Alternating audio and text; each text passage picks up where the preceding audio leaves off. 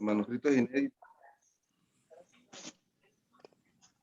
Muy buenos días, apreciados hermanos. En esta mañana nos sentimos contentos de estar compartiendo la palabra del Eterno. En esta ocasión vamos a tener el momento para que oremos a nuestro Padre Celestial. Te alabamos, Padre, porque eres bueno. Invocamos tu nombre y tu obra redentora. Por la fe, Señor, estamos en esta hora acompañando al sumo sacerdote mientras termina la obra que inició en 1844. Queremos pedirte bendición, el soplo que trae poder, luz, amor, gozo y paz, y que tu palabra sea lámpara en nuestros pies y lumbrera en nuestro camino. En nombre de tu amado Hijo te lo imploramos. Amén. Amén.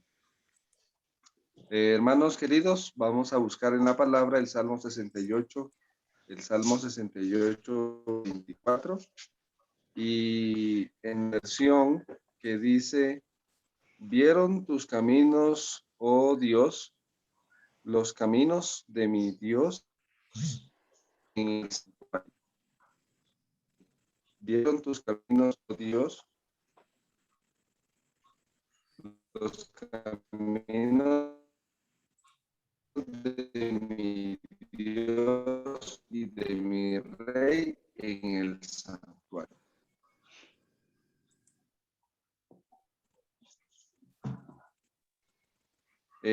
Vamos a usar otro texto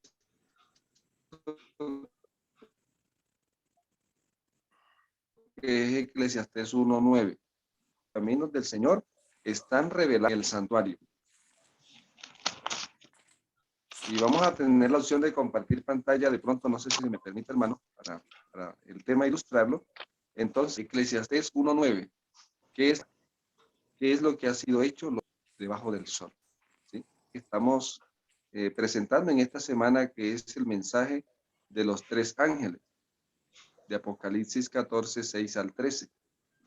En ese contexto, nosotros estamos hablando de Apocalipsis 14, 6 al 13, y en el contexto bíblico estamos hablando del fin. Nosotros estamos en el fin de la historia de este mundo y debiéramos estar estudiando el fin o el final de la Biblia. O sea, el mismo tiempo en el que estamos viviendo nos enseña qué libro de la Biblia deberíamos estar estudiando de una manera especial. Si estamos en el fin de la historia, debemos estar estudiando el fin de la Biblia. Y el fin de la Biblia, como tal, es el Apocalipsis. Pero el fin del tiempo de gracia en la Biblia, y era lo que estábamos conectando en los temas que hemos tenido esta semana, el fin de la gracia en Apocalipsis aparece en el verso Apocalipsis 14, 14. Apocalipsis 14, 14. Ese texto nos está diciendo, lo habíamos mencionado en una ocasión, ¿verdad? Que el apóstol, el profeta, está mirando al Cordero. Y en el 14:1 lo ve en el monte Sión de pie, con los 144,000. Y allí está haciendo una relación directa al Cordero como sumo sacerdote, porque viene en un camino. El Cordero viene en un camino, porque en Apocalipsis 5:6 el profeta lo ve como sacerdote. El Cordero como inmolado, que está de pie, en el 5:6 está allí como sacerdote, aperturando la redención. Pero en Apocalipsis 14:1 está concluyendo la redención. Apocalipsis está el Cordero de pie, ya no aparece como inmolado. ¿Ves? Y esa es visión de Juan, Apocalipsis 14:1. En el monte Sión tiene que ver con el santuario, el lugar santísimo de una manera especial. Y entonces dice el 14:14, Juan lo ve ahora como un ángel que ya tiene, semejante al Hijo del Hombre, ¿Sí? Miré y vi a uno, una nube, sentado sobre la nube, a uno semejante al Hijo del Hombre, que llevaba en la cabeza una corona de oro y en la mano una hoz aguda. ¿Qué quiere decir estos tres textos? Apocalipsis 5:6, Apocalipsis 14:1 y Apocalipsis 14:14. Que en esos tres textos se nos están revelando de una manera especial los ministerios del Mesías. En Apocalipsis 5:6 está hablando del sacerdote, en Apocalipsis 14:1 está hablando del sumo sacerdote, y en Apocalipsis 14:14 está hablando del Mesías Rey. ¿Qué significa Apocalipsis 14:14? Que la gracia se ha terminado. Por eso dice, mete la hoz a la tierra porque está madura. Y él metió la hoz y cegó. Ahí está la siega, que es el fin del mundo, según la parábola del trigo y la cizaña, ¿verdad? Que está hablando del fin del mundo. En ese contexto estábamos mencionando que Mateo 24:14 tiene un doble cumplimiento. Mateo 24:14 dice, y será predicado este evangelio del reino. En el contexto de Jerusalén, en ese contexto del fin de Jerusalén, porque ahí se estaba predicando en Mateo 24 del fin de Jerusalén, y a la par se estaba predicando del fin del mundo. Entonces Mateo 24:14 dice, y será predicado este evangelio del reino, ¿sí? Para testimonio a todas las naciones. Bueno, vamos a leerlo textualmente para que no nos equivoquemos a la lectura, pero dice así. Mateo 24:14 dice, por tanto, dice, será predicado este evangelio del reino en todo el mundo para testimonio a todas las naciones, y entonces vendrá el fin. Es interesante entonces que aquí está hablando para testimonio a todas las naciones, que el verso 14 está más conectado con el fin del mundo que con el fin de Jerusalén.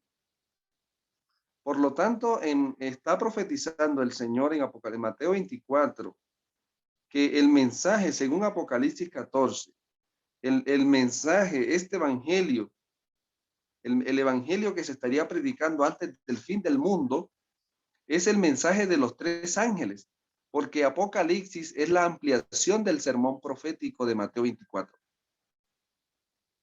¿Sí? Hay un libro que nos ayuda a entender de una mejor manera todo esto, ¿verdad? Y es el libro del conflicto de los siglos. El conflicto de los siglos comienza en el capítulo 1, menciona y comienza con el sermón profético de Mateo 24. Y sigue conectando la visión del sermón del sermón del Monte de los Olivos, la visión del Monte de los Olivos, con la de Juan en Patmos, ¿sí? Que fue dada más o menos 50 años después de Pentecostés. ¿Estamos? Entonces, en ese contexto, estamos mirando ese paralelismo interesante. Aplicado a Jerusalén, Mateo 24 podría decir, y será predicado este evangelio del reino en todo el mundo judío, para testimonio a todos los judíos, y entonces vendrá el fin de Jerusalén en el año 70. Y lo que estábamos leyendo ayer en Hechos 5:28, Hechos 5:28 nos dice claramente el cumplimiento de esta promesa que el Señor cumplió en aquel tiempo. Y dice la palabra que entonces fue el jefe de los guardias con los guardias y los trajo sin violencia, porque tenían miedo de ser apedreados por el pueblo. Cuando los trajeron, los presentaron ante el concilio. Mateo 5, está ahí leyendo Hechos 5, 26, 27. Cuando los trajeron, los presentaron ante el concilio, y el sumo sacerdote les preguntó diciendo, ¿no os mandamos estrictamente que no enseñaréis este nombre? en este nombre, pero ahora habéis llenado a Jerusalén de vuestra doctrina y queréis echar sobre vosotros la sangre de este hombre. Entonces vemos allí un cumplimiento de la profecía que el Señor anuncia, que es evangelio del reino, y estaba hablando en el contexto de Jerusalén, del evangelio con el que se aperturaba la obra redentora en favor de nosotros, los perdidos. ¿Sí? El Mesías vino, el Mesías ministró como cordero, murió como cordero, resucitó, ascendió al cielo como sumo sacerdote a ejercer funciones sacerdotales. Ese era el evangelio que se estaba predicando en ese tiempo. Ayer lo hemos mencionado, que el Eterno derramó el evangelio sobre Jerusalén, ¿sí? De una manera especial, ¿no? Que lo derramó sobre el mundo, porque no le vino a predicar solamente a Jerusalén, vino a salvar el mundo. He aquí el Cordero de Dios que quita el pecado del mundo, porque de tal manera amó Dios al mundo. O sea, el Señor vino de una manera especial a Jerusalén, pero el Señor vino de una manera especial a salvar al mundo. Entonces, ese evangelio, esa buena nueva, porque era una buena nueva en ese momento, esa era la buena nueva de aquel tiempo, o lo que nosotros conocemos como la verdad presente. ¿Estamos? Cuando esa verdad presente fue predicada a todo el mundo judío, estamos hablando aquí que el sermón profético fue predicado en el año 31 y el fin de Jerusalén vino en el año 70. Les recomiendo que lean el capítulo 1 del libro El conflicto de los siglos, donde se hace una ampliación sobre esta parte importante de la historia. El fin de Jerusalén vino en el año 70, después de que el Señor derramó su evangelio, derramó su sangre, derramó su espíritu. Y entonces vino el derramamiento de la ira. O sea, el Señor nunca derrama la ira si primero no derrama la misericordia. Su ira es proporcional a la misericordia que Él derrama. Hablando de Jerusalén, entonces, ¿qué es lo que fue? Entonces noten en lo que dice Eclesiastés 1:9, lo mismo que será, o sea, esos eventos y acontecimientos que acaecieron en el tiempo de la destrucción de Jerusalén es un referente que me ayuda a entender el fin del mundo, porque lo que pasó con Jerusalén es un reflejo pálido de lo que estaría pasando en el fin del mundo. Entonces, si usamos textualmente Mateo 24:14, está hablando más del fin del mundo que del fin de Jerusalén. ¿Por qué? Porque está diciendo el reino en todo el mundo. O sea que el foco de atención para el evangelio es que se predica a todo el mundo, como lo dice Mateo 28 en la gran comisión. ¿Sí o no? Pero en el contexto está hablando del fin del mundo. Pero también habla del fin de Jerusalén. En ese contexto, hermanos, de Mateo 24:14, es importante que según Apocalipsis, el evangelio que se estaría predicando justamente antes del fin del mundo, vamos a Apocalipsis 14 y nos encontramos con lo siguiente, que lo hemos mencionado, que la gracia se termina en Apocalipsis 14:14. Ahora, ¿cuál es el evangelio que se estaría predicando de una manera especial? El evangelio del fin. El evangelio que anuncia el fin de la obra redentora del Mesías, sumo sacerdote, en favor de nosotros. Amén. Se conoce como el mensaje de los tres ángeles. Apocalipsis 14:6-7, primer ángel. Apocalipsis 14:8, segundo ángel. Apocalipsis 14:9-13, tercer ángel. ¿Es? Entonces hay una predicación del evangelio que este evangelio está anunciando el fin de la obra redentora, porque dice el verso 7, en ese contexto, Mateo 24 dice, Apocalipsis 14, versículo 7, temed, diciendo a gran voz, temed al Eterno y darle gloria, porque la hora de qué. Ese mensaje fue enviado al mundo, fue derramado al mundo, porque ese mensaje era el mensaje que se predicó de una manera especial, con su cumplimiento profético, que fue en 1821, con el misionero universal comenzó la predicación de la venida del Señor, capítulo 23 del conflicto de los siglos. Menciona allí al misionero universal, José Wolf, que comenzó predicando la venida del Señor, el fin del, sí, el acercamiento del juicio en 1821. Luego se le une Guillermo Miller y el fuerte pregón del primer ángel, que comienza en 1833 con la caída de las estrellas. Hasta los 10 años, fueron 10 años, estaba haciendo el cumplimiento antitípico de la fiesta de las trompetas. O sea que trompeta se cumple entre la caída de las estrellas y el inicio del día de la expiación, previo al inicio. ¿Estamos? Entonces vemos cómo se fue cumpliendo ese cronograma que el Eterno tenía trazado para que el hombre llegara eternamente a la Nueva Jerusalén, a darle eternidad al hombre. ¿Sí?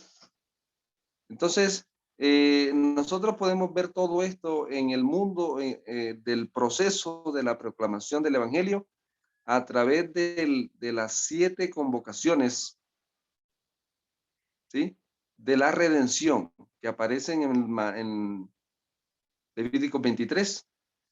Está la primera, que es la Peshá, muerte del Cordero, panes sin levadura, primicias, Pentecostés. Ahí está, en esas 4, en ese 4 se cumplieron con la primera venida del Mesías. ¿Sí? O sea, y está dándonos a entender que había quedado iniciado el año religioso. Y noten algo, que estas 4 fiestas se celebraban en primavera, en la primavera del año. Luego venía el verano, y en el otoño otra vez se activaban las convocaciones y venía trompetas, expiación y cabañas.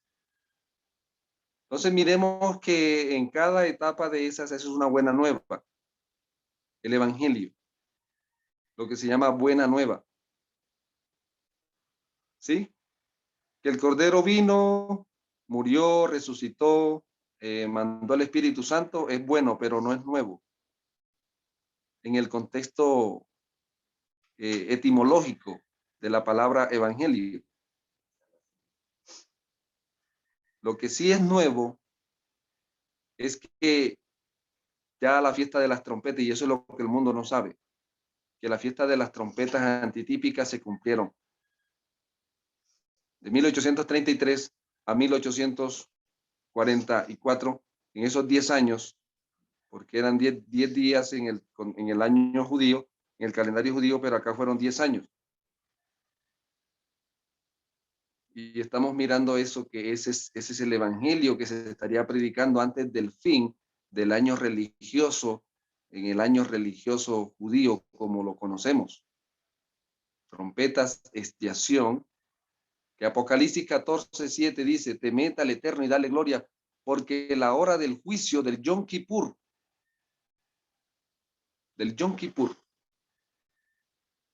ese es el evangelio del fin. Entonces tenemos 4 evangelios que anuncian, por así decirlo, 4 evangelios que anuncian el inicio de la obra redentora.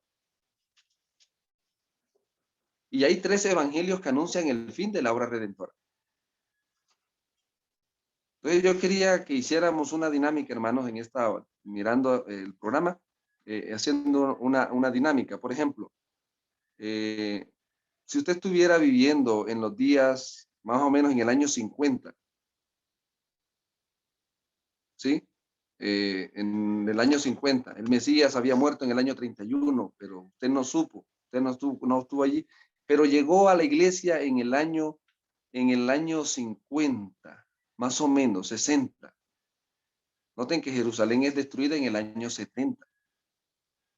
Entonces, suponga que usted llegó a la iglesia apostólica en el año 50, pero iba a encontrar un problema en el tiempo de la iglesia apostólica, porque habían unos creyentes que estaban empeñados en que se anunciara y que se mantuviera viva la experiencia del monte Sinaí, lo que el Señor había hecho y había dicho en el monte Sinaí.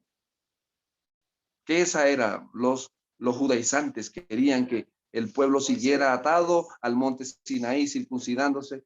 Y hay otros, no, ya eso pasó, ahora estamos en la manifestación última y estamos cerca del fin del tiempo de gracia. Bueno, suponga que estamos en el fin del tiempo, porque en el año 50 estaba Jerusalén sobre el fin del tiempo, porque el tiempo de gracia para Jerusalén había terminado en el año 34.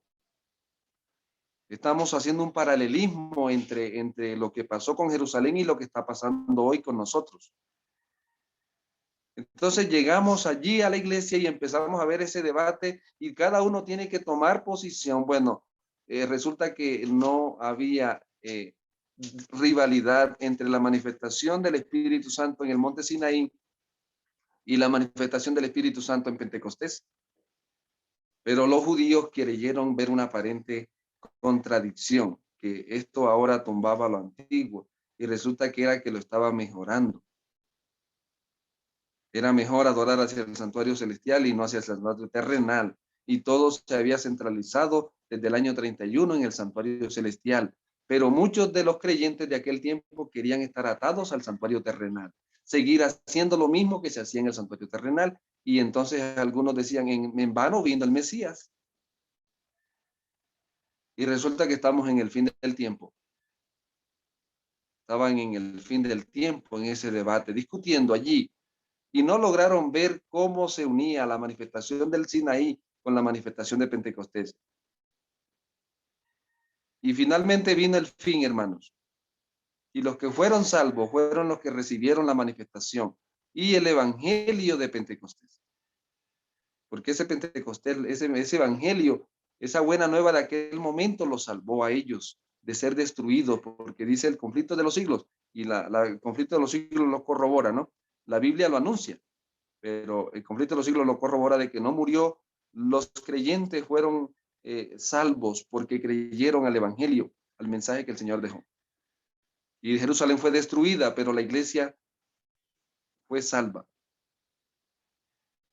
Antes del fin se predicó el evangelio que traía la salvación, pero lo rechazaron y finalmente fueron destruidos. Muchos millones de judíos fueron destruidos en el año 34 y posteriormente en el año 130, finalmente donde Jerusalén es arada por los ejércitos del emperador Adriano, que le cambió el nombre por Palestina, a esa tierra. Bueno, entonces ahora traémoslo acá al fin del tiempo. Usted está viviendo en el tiempo donde se está anunciando el mensaje de los tres ángeles. Pero resulta que hay otros que dicen, no, no prediquemos de eso. Hay que predicar es de esto. Hay que predicar es de esto. O sea, tenemos la misma dicotomía que existía en los tiempos. Por eso Eclesiastés 1:9 es lo mismo. ¿Qué es lo que fue? Lo mismo que será. Hay una dicotomía sobre cuál es el mensaje que hay que predicar al mundo.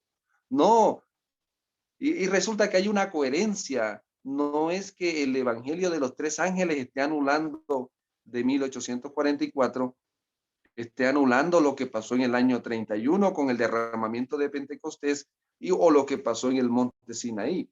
Estoy haciendo una relación, hermano, porque hay una coherencia en las manifestaciones que han habido del poder del Espíritu en la historia. Pentecostés confirma lo que pasó en el Sinaí. Y 1844 confirma lo que pasó en Pentecostés. y lo que pasó en el monte Sinai. Ahora, si hay un mensajero que no está haciendo esa relación correcta entre esas tres grandes manifestaciones del Espíritu Santo, entonces no está predicando el evangelio que el Señor quiere que se predique. Por eso es que el Señor fue claro diciendo en Mateo 24:14, y será predicado este. Y en el contexto de Apocalipsis, está haciendo relación al mensaje de los tres ángeles. Que en ese mensaje, yo quería que el hermano me le ayudara a leer, hermano, en los pilares, el libro que se llama Testimonios, manuscritos inéditos. ¿Sí? Manuscritos inéditos, tomo 1. Hermano Armando. Vamos a compartir una lectura importante en esta hora sobre esta importante, en la página 56.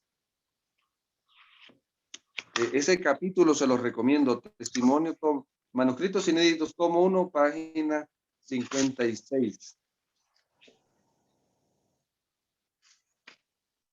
Entonces, note, yo quería resaltar ahora, la pregunta que énfasis es esta. Si yo estuviera viviendo en aquel tiempo, estaría predicando este evangelio, digamos. Si hubiese vivido en los tiempos de la Iglesia Apostólica, necesitaría que se me predicara el evangelio que anunciaba el fin, o estaría predicando el evangelio que anunciaba el fin. Hoy, en el tiempo nuestro, ¿será que yo necesito que se me predique el evangelio de los tres ángeles? ¿O será que ya lo estoy predicando? Porque estas dos cosas pueden determinar, hermano, nuestra salvación o nuestra perdición. Porque si yo estoy en la iglesia hoy, fui llamado de las tinieblas a la luz del mensaje de los tres ángeles, para predicar al mundo el mensaje de los tres ángeles. ¿Para qué tanto conozco yo de eso? ¿Sí? No, estoy en la iglesia y ahora necesitamos, y esto es un peligro, hermanos, porque Satanás va a trabajar para que hoy no suceda lo que sucedió con la primera venida del Mesías, donde la iglesia fue salva y los que rechazaron el evangelio fueron condenados. Satanás hoy está trabajando, hermanos, para que la iglesia a la que le fue confiado el evangelio sea destruida junto con el mundo. ¿Estamos? O sea, Satanás está trabajando hoy para que la iglesia sea ¿qué?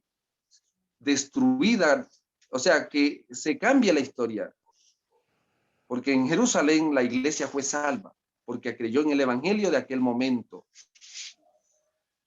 Pero la pregunta, ¿está, hermano querido, usted predicando el mensaje que el Señor, o usted necesita que se le predique el mensaje?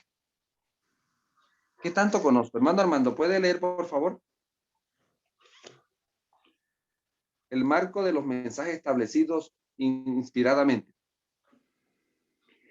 Bueno, buenos días para todos.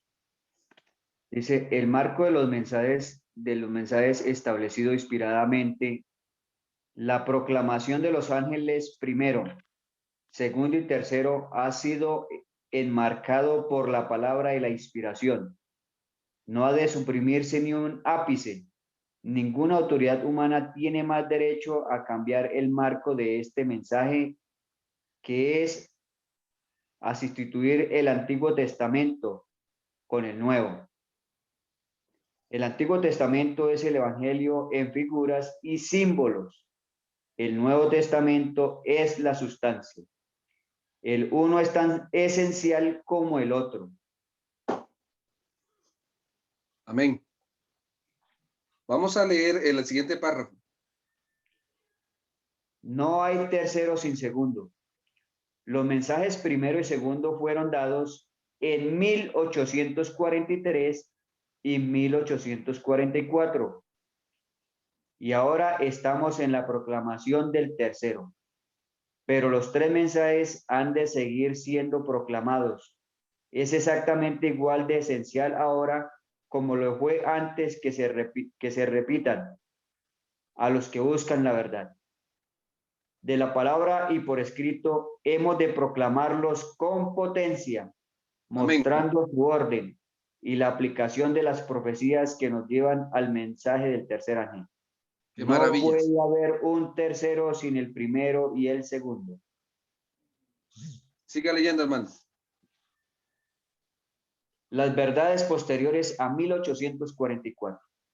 Las verdades que nos fueron dadas tras haberse cumplido el plazo previsto en 1844 son tan ciertas e invisibles como cuando el Señor nos las dio en respuesta a nuestras fervorosas plegarias. Las visiones que el Señor me ha dado han sido tan significativas que sabemos que lo que hemos aceptado es la verdad. Esto fue confirmado por el Espíritu Santo, la luz, la preciosa luz proveniente de Dios. Dejó establecidos los puntos principales de nuestra fe como hoy los sostenemos. Maravilla. Hermano, en la siguiente párrafo dice, en la siguiente hoja, todos los pilares han de ser reforzados. Sí, Señor. El Señor ha declarado que la historia del pasado se repetirá. Cuando lleguemos al tramo final, ha de proclamarse al mundo toda la verdad que Él nos haya dado para estos últimos días. Todos los pilares establecidos tienen que ser reforzados. No podemos ahora salirnos de la plataforma que Dios ha establecido. En estos momentos existe la necesidad de repetir la experiencia de los hombres que tuvieron su papel en el establecimiento de nuestra obra al principio. Muy bien, y vamos a terminar, hermano Armando, con la página 58, los tres, el último párrafo, los tres mensajes mutuamente relacionados. Se representa el tercer ángel volando en medio del cielo, lo que simboliza la obra de los que proclaman los mensajes de los ángeles primero, segundo y tercero. Y los tres mensajes están mutuamente relacionados. Las evidencias de la verdad permanente y siempre viva de estos grandes mensajes que tanto significan para nosotros y que han despertado tan intensa oposición del mundo religioso. Siguen vigentes. Amén. Siguen Satanás vigentes. Ahí, Perdón. léalo otra vez.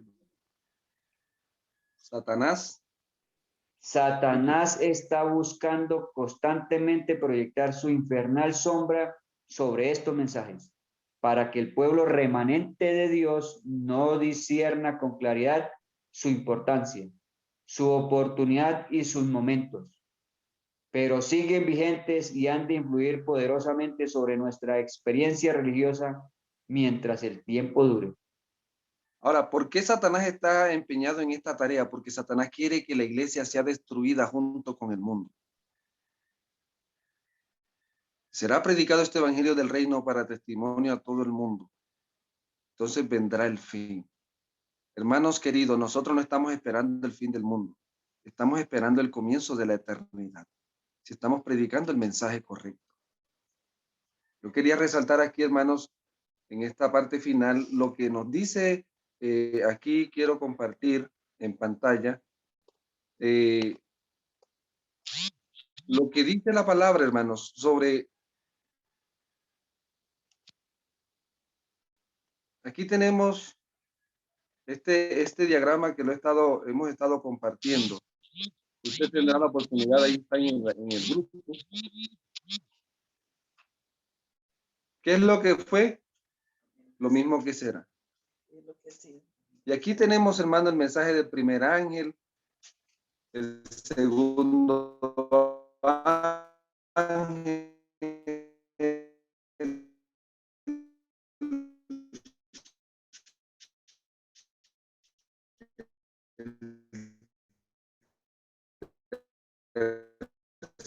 el ángel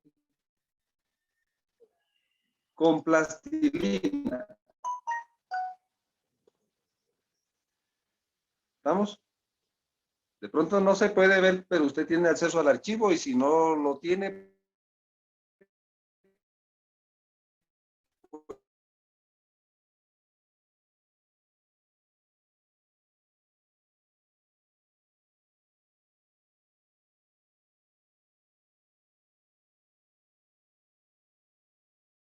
puede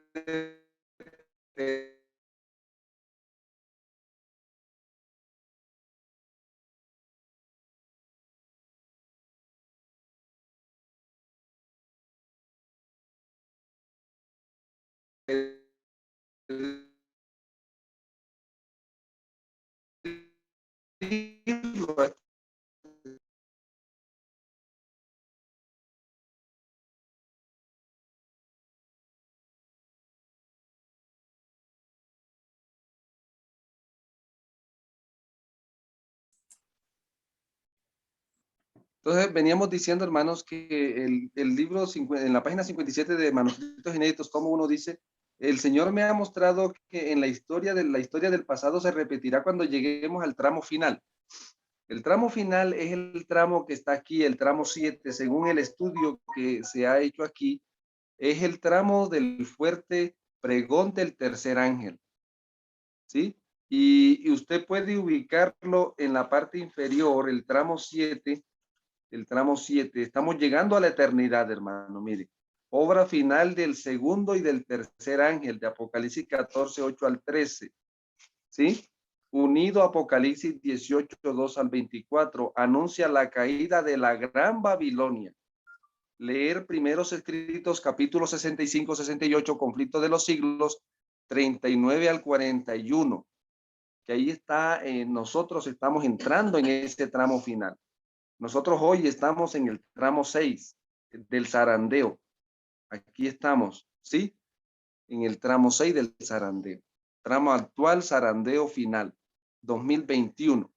O sea, los que vamos a predicar el mensaje del fuerte pregón son los que logremos cruzar por el zarandeo. Y en el tramo 6, aquí dice zarandeo, aquí tiene usted que entender el tramo 6, en la parte del diagrama le aparece allí juicio de los vivos, porque estamos en el juicio de los muertos y ahora comienza el juicio de los vivos, apogeo de imagen de la bestia. Ahí está Apocalipsis 13, 14 y capítulo 17, probados por el testimonio. El espíritu de la profecía va a ser lo que va a producir un zarandeo. Note algo importante, hermano. Lo que produjo un zarandeo antes de que iniciara la obra del lugar santísimo fue el tema de la segunda venida del Señor.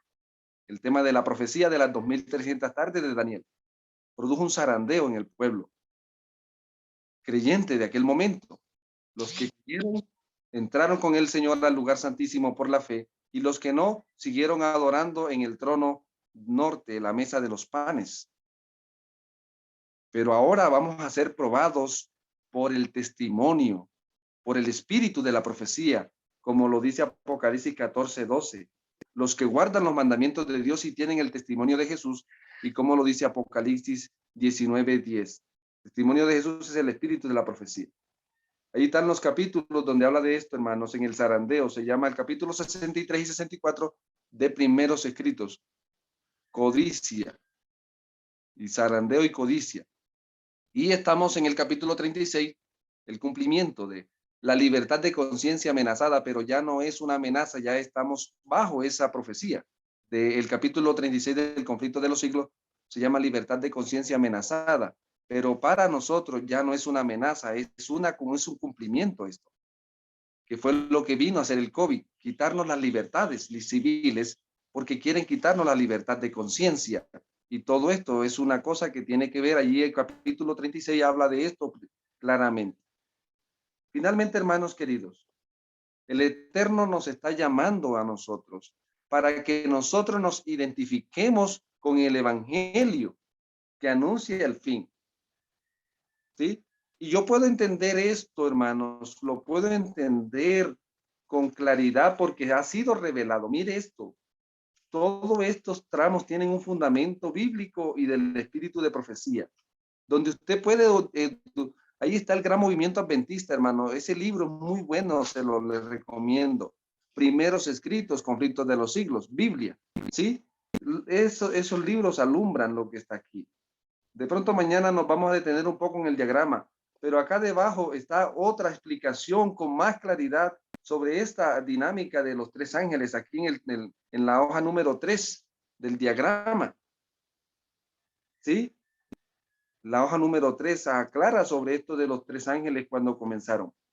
Y finalmente aquí estamos abriendo la historia de la Iglesia Apostólica, donde podemos entender esto de los 3 tramos, porque lo que es, ya fue. Lo mismo será, ¿sí? Por eso el primer ángel es un tipo de Juan el Bautista, el segundo ángel es un tipo, es un antitipo del ministerio de nuestro Señor.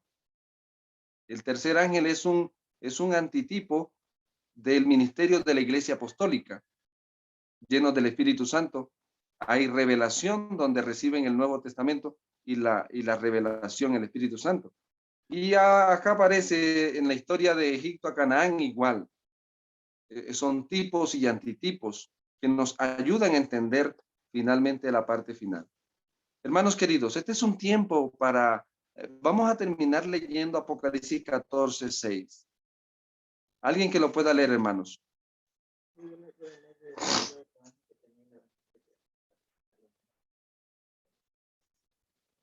¿Qué dice?